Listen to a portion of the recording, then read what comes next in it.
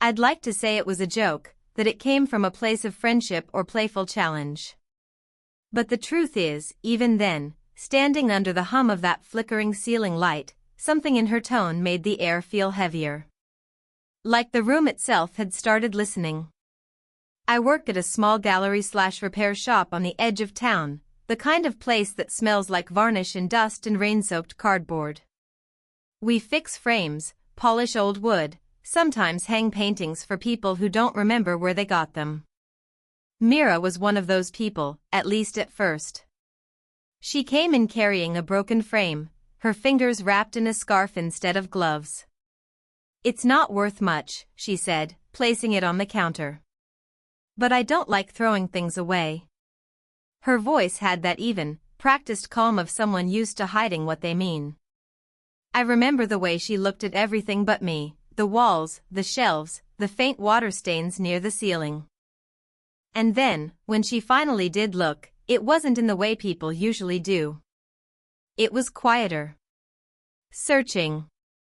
Like she was checking if I'd already made up my mind about her. She started coming more often. Always with a reason, a loose hinge, a chipped frame, once even a clock that didn't need fixing. Sometimes she stayed after closing, pretending to browse. She'd ask about the tools, the smells, the paints. She never talked about herself, and I never asked, though every silence between us felt full of questions neither of us wanted answered. Once, I caught her tracing the outline of an old painting with her fingertip. It was a portrait, young couple, laughing. Her expression softened, then tightened again, as if remembering something she wasn't supposed to. "Do you ever fix things that can't be fixed?" she asked. "Only until they break again," I said, without thinking. She smiled, a slow, uneven thing, and said, "That's honest." That was the first time I noticed her hands trembling slightly, even when her face didn't. Weeks went by like that. I'd see her through the glass before she entered, always composed, always a little late. Sometimes she brought coffee. Sometimes she forgot why she came. I pretended not to notice, but I did. Every time. One evening, the shop was almost dark when she stopped by. She said she'd been at a dinner and didn't want to go home yet. Her lipstick was smudged, hair pinned loosely. There was something raw about her, like she'd stopped performing for the world but didn't realize it yet. She sat on the counter while I tried to reattach a metal clasp to the frame she'd brought. "You're too gentle with it," she said, leaning closer. "Sometimes you have to press harder." I didn't answer. My hands were shaking, though I pretended to focus on the pliers. That's when it happened, a tiny accident, really. I nicked my thumb on the edge, and she reached over, instinctively, to take my hand. Before I could pull back, she bit down softly on the skin just above the cut, playful, reckless, and looked up at me with a faint smirk. "You'll regret not taking me," she said. Then she let go, just like that. Like it meant nothing. But I stood there long after she left, staring at the mark her teeth had left, feeling my heartbeat in my thumb, wondering if she knew what she'd done. Or if, maybe, she was hoping I wouldn't forget. No mention of the mark, no trace of that strange electricity that had left me restless ever since. Just her voice, calm, measured, asking if I could help her restore an old painting she'd found in her attic. I told her I could. Maybe too quickly. We worked in the back room that day, the quiet part of the shop that always smelled faintly of turpentine and old rain. I laid the canvas on the table, its surface cracked and yellowed, and she hovered nearby, arms crossed like she was afraid to touch anything. "It's from my mother's house," she said after a while. I almost threw it away once. Her tone was flat, but her hands betrayed her, fingertips brushing the edge of the frame, lingering there like she was remembering something she didn't want to say aloud. "What stopped you?" I asked. She looked up, a small crease between her brows. "I'm not sure. Habit, maybe. Guilt. Then, quieter, I don't know which is worse.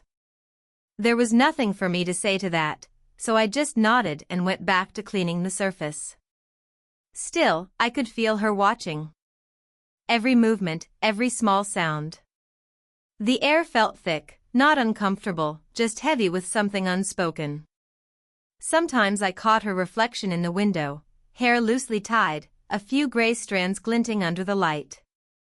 She looked tired, not in the way people look after a long day, but in that deeper, quieter way that comes from years of pretending to be fine. When she laughed, rarely, softly, it sounded like something breaking open just a little. "You don't talk much," she said at one point. "Neither do you," I replied. That made her smile. "Maybe that's why I keep coming back." Hours passed like minutes. The sun outside dipped low, the light turning gold and then gray. She helped me hold the frame while I tightened the clamps, and her sleeve brushed against my arm, barely a touch, but enough to make my breath catch. She noticed. I could tell by the way her gaze flicked toward me, then away again, pretending to focus on the painting. Her jaw tightened slightly, the smallest tell. Then, as I reached to steady the corner, her fingers brushed mine. Just once, quick, accidental, and yet neither of us moved for a second too long. When she finally pulled her hand back, she said, "You shouldn't make a habit of helping women like me." I didn't understand what she meant, not fully, but something in her voice made it clear she wished she hadn't said it. Later, when she left, I found her scarf still hanging on the chair, dark blue, soft, smelling faintly of lavender and smoke. I should have called her back. Instead, I folded it carefully and set it beside the finished frame. That night, I kept thinking about her hand against mine, how brief it was, how careful she'd been, and how, even in her distance, she made silence feel like an invitation. The storm started just after closing. Thunder low and constant, rain hammering the roof in uneven rhythms. She'd stopped by to pick up her scarf, said it quickly, as if that was the only reason. I locked the front door behind her. "You'll be stuck here a while," I said, nodding at the downpour. "That's fine," she murmured. "I don't mind waiting." She stood by the workbench, tracing the edge of the finished frame I'd left there for her. "You fixed it," she said. "It's better than before." "It wasn't hard." "You say that about everything," she replied, but her voice softened on the last word, and for a second, the sound of rain was the only thing between us. We sat at the small table in the corner, the one covered in paint stains and old receipts. I poured her tea from the thermos I kept for long nights. It wasn't much, but it felt like a gesture that mattered. Steam rose between us. Her hair was damp, loose now. She didn't seem to notice. "You shouldn't stay this late alone," she said, watching the window. "I don't like going home when it's raining." She smiled faintly. "You're too young to be saying things like that." "Maybe," I said, "but you keep coming back anyway." That line hung there, light, almost teasing, but I felt the shift in her posture. Her eyes dropped to her hands. She rubbed her thumb against her palm, a nervous, repetitive motion. Lightning flashed, and for a moment, her reflection flickered in the glass beside mine, two blurred shapes caught in the same quiet. "You remind me of someone," she said after a pause. "Someone who used to look at me like that." "How's that?" "Like you were trying to figure out what I'm not saying." She gave a short, humorless laugh, then reached into her bag as if looking for something. A phone buzzed before she found it, a name flashing briefly across the screen, Daniel. Her expression froze. She silenced it without answering, then slipped the phone face down on the table. "I should go," she said. But she didn't move. The power flickered, lights dimming to a weak amber glow. She exhaled, long and slow. "Every time I tell myself not to come here again," she said quietly, "I end up outside your door." I wanted to say something, anything that might make it easier for her to stay, but my throat felt tight. So I just nodded, watching her fingers tighten around her cup. Then she looked at me, really looked, and for a heartbeat, I thought she might reach across the table. Instead, she stood, smoothing her hair. "You should lock up soon," she whispered. "It's getting late." She walked toward the door but stopped halfway, hesitating under the soft hum of the storm.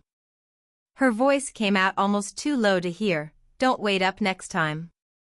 And yet, when the door finally closed behind her, I found myself still standing there, waiting anyway.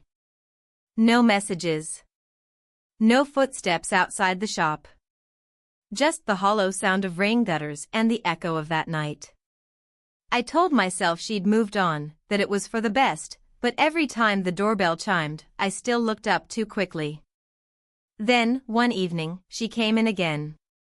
No excuse this time. No painting, no repair. Just her coat half-buttoned, eyes rimmed with exhaustion, as if she'd argued with herself the entire way here. "Hi," she said, breath-catching. "You still open?" I didn't answer. I just nodded toward the stool, and she sat down like someone who'd finally stopped running. For a while, we didn't talk. I went through the motions, wiping the counter, sorting tools, pretending she wasn't sitting a few feet away, pretending I wasn't shaking. When I finally looked up, she was watching me. "You're angry," she said quietly. "I'm not," I lied. Her gaze didn't move. "Then why do you look like you're trying not to be?" I laughed once, dryly. "Maybe because you disappear and come back like none of it means anything." Her jaw tensed. "It's not that simple." "Then explain it." She opened her mouth, closed it, exhaled through her nose. The silence that followed wasn't empty, it was full, dense, the kind that presses against your chest. "Finally," she said, "you make me forget how old I am." It wasn't what I expected. It wasn't what I wanted either, but it was the most honest thing she'd ever said.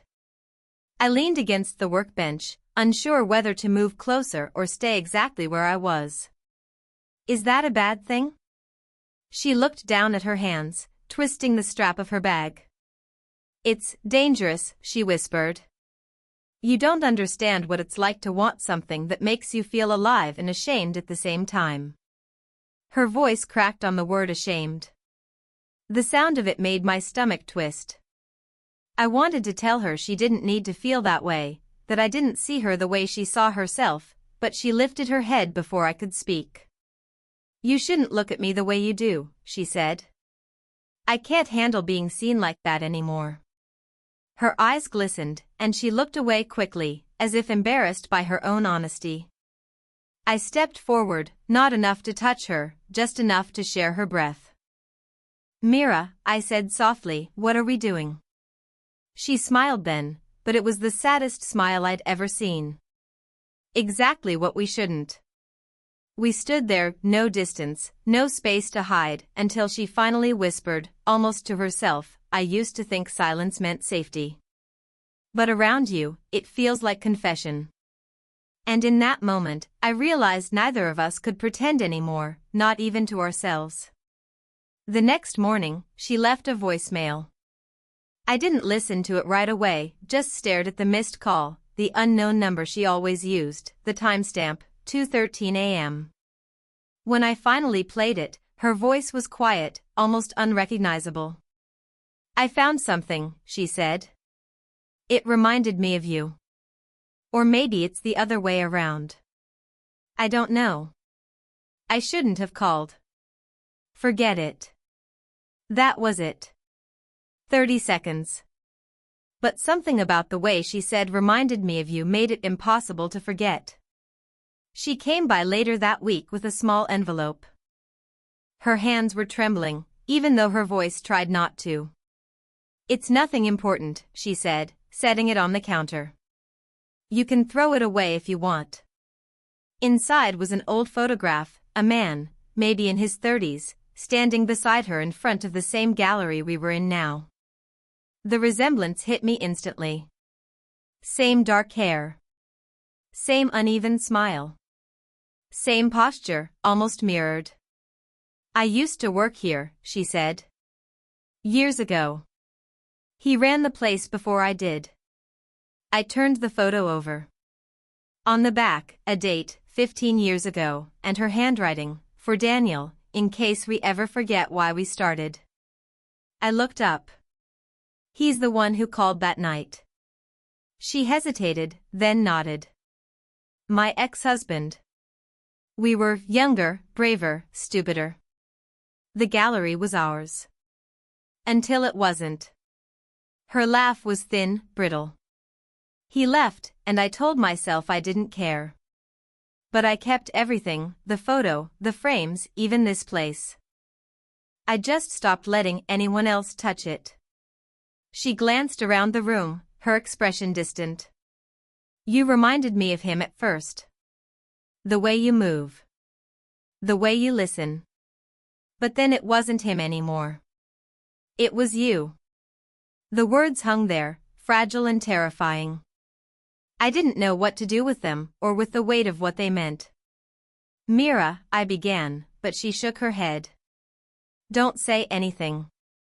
Please. I'm not asking for, I know, I said. And I did. She wasn't asking for love or understanding. She was confessing something deeper, the way grief sometimes loops back, disguising itself as longing. Her eyes glistened again, but this time she didn't look away. You don't deserve to be someone's echo, she whispered. And I can't keep pretending I don't see what this is doing to you. I wanted to argue, to tell her she was wrong, that what I felt wasn't just reflection or confusion, but her face stopped me. She looked resolved. She reached out, brushing her fingers against my wrist, the lightest touch, and said, I just needed you to know who you were walking toward.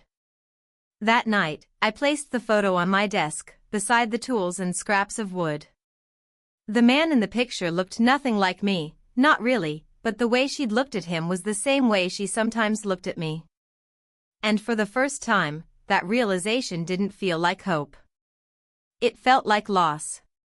She came by after hours again, no storm this time, no excuse, just the sound of the key turning in the lock like she'd done it before. I was sitting on the floor near the back, sorting frames. I didn't look up when I heard her footsteps. I didn't need to. You shouldn't still be here, she said. I could say the same to you. She didn't laugh. Just sat down across from me, knees drawn close, eyes on the dust floating through the weak light. For a while, the only sound was the faint hum of the heater and the creak of old wood.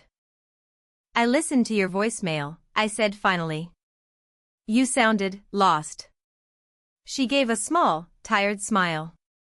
I was. Still am, maybe. That's why I keep ending up here. There was no performance in her voice this time, no defense. Just a kind of soft surrender, like she was done pretending to be composed. You said I reminded you of him, I said. Do I still? Her head tilted slightly. No, she whispered. That's the problem. That line landed like a confession and a goodbye at once. She leaned back against the wall, closing her eyes. I thought I could keep you separate from everything that came before, she said. But I can't. You make it hard to keep my past where it belongs. I moved closer, not touching, just near enough to feel her warmth in the small space between us. She opened her eyes and looked at me. You know this can't be easy, she said. I don't need it to be easy, I replied.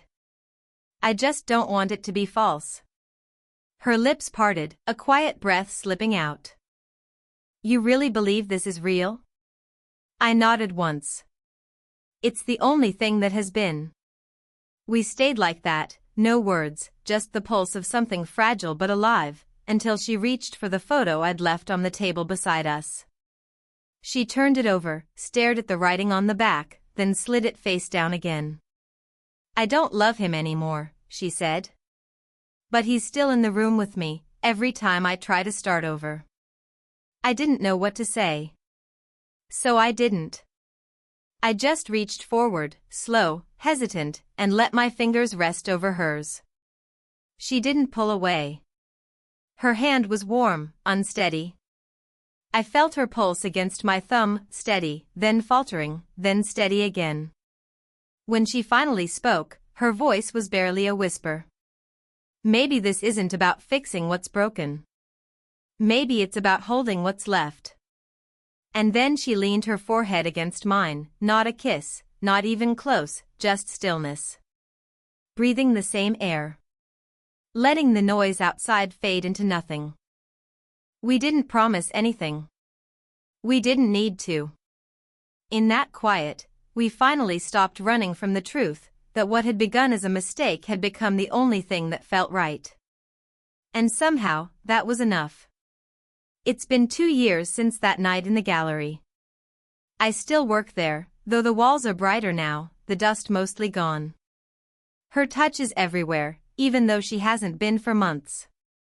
The paintbrush she left behind still rests near the window, the one she never finished using. I can't bring myself to move it.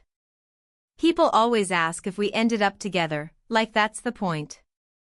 We didn't. Not in the way they mean. But we reached something deeper, a kind of quiet understanding that doesn't fit into words or labels.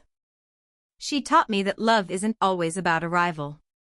Sometimes it's about the way you learn to stay, even when staying hurts. The last time I saw her was early spring. She came in wearing the same dark blue scarf, carrying nothing in her hands. We didn't talk much. She looked around, smiled faintly, and said, "You've made this place your own." I wanted to tell her it was still hers too, but the words felt unnecessary. We shared coffee, like old friends who once knew too much about each other. She told me she'd been painting again, teaching part-time, laughing more. Her eyes had a softness I hadn't seen before, like she'd forgiven herself for something invisible. When she left, she touched my arm just once, and said, "Thank you for not trying to fix me." I wanted to tell her she'd done the same for me. But she already knew. Sometimes, when the rain starts and the shop grows quiet, I still think about that first day, the broken frame, her voice saying, "You'll regret not taking me." I understand now she wasn't daring me to love her. She was warning me that wanting something real always costs more than you expect. And yet, I don't regret it. Not a single second. Because she taught me that connection doesn't have to last forever to mean something. That the people who pass through your life can still leave you more whole than they found you. Now, when customers come in, strangers holding things they're afraid to let go of, I handle them the way she handled me, gently, with care, knowing some breaks aren't meant to disappear. And sometimes, when the light hits the corner of the room just right, I swear I can still smell her perfume, faint lavender and smoke, and for a heartbeat, it's like she never left. Maybe that's what love becomes when it grows up, not possession, not permanence, just presence. A trace that lingers where it mattered most. If this story made you feel something, let me know in the comments. Would you want more stories like this?